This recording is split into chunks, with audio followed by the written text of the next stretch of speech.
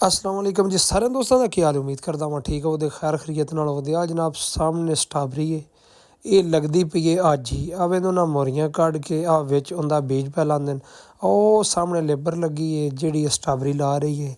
मेरे हिसाब के मुताबिक जिहड़ी हाफजाबाद गुजरांवाला स्ट्राबेरी जाती है वह है साडे इलाके साडे पिंड विच भी जाती जे। ये ना आखिया जे बड़ी दूरों आउंदी है। हाफजाबाद चक्सजादे दी स्ट्राबेरी जे। आ जे सामने बी स्ट्राबेरी दा पनीरी जिवें लाभ दी पनीरी हुंदी है इस तरह इहदी भी पनीरी जे आ बज्जी जे ये लम्मी है।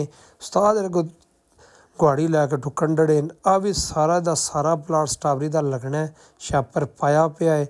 स्ट्राबेरी यार मैनू बड़ी ही पसंद है।